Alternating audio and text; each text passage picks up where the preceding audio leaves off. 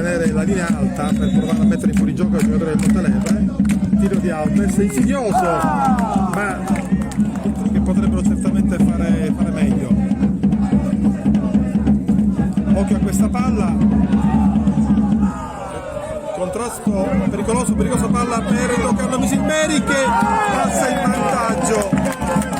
in vantaggio con un gol da parte di Fatta che ha colto una grossa ingenuità a centro, supera bene la nostra difesa, punta verso l'area decisamente l'attaccante Barbera, azione pericolosissima, va sul tiro, ottima uscita da parte di Marino che salva il risultato.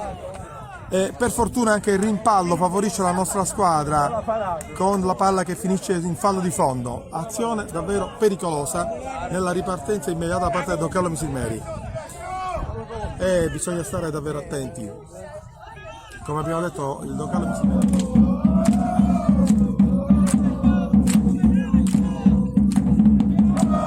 L'area è davvero piena di giocatori che provano a prendere le loro posizioni, palla allo secondo palo, rinviata di testa da parte di Don Carlo Misilmeri, calcio d'angolo dall'altra parte del campo.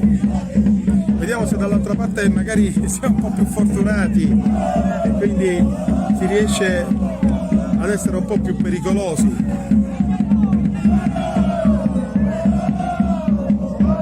I giocatori provano a prendere posizione in aria, c'è un buon movimento, cross sul centro e gol da parte di Aldo Perricone.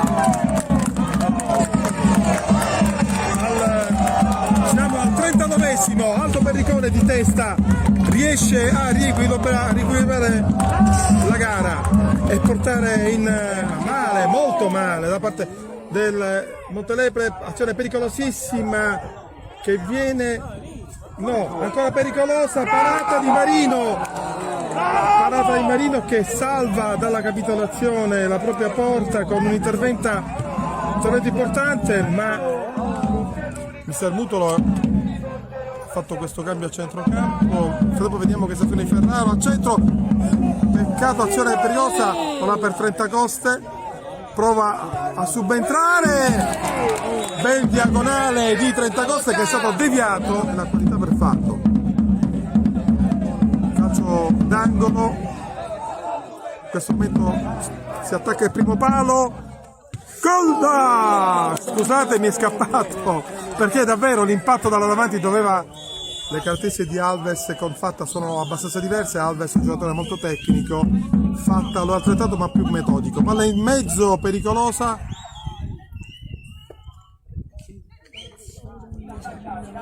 Si prova questo cross nuovamente. Solo in palla, occasione d'oro al centro. Palla su. Fallo su. Velardi che aveva provato a liberarsi per arrivare al tiro. Punizione davvero interessante a favore del Montelepre dai limiti dell'area. Tutto questo quando siamo giunti al 48esimo del secondo tempo, quindi siamo in pieno recupero, siamo alle battute finali di questa gara. Questa punizione, la posizione è davvero invitante e non mancano certamente giocatori di qualità nel Montelepre per poter ben indirizzare questa punizione. Nutritissima la barriera da parte del Montelepre, da parte del Don Carlo Misilmeri, davvero un muro davanti a, sembra Velardi che si voglia apprestare a questo calcio piazzato. Velardi, tiro fuori di poco.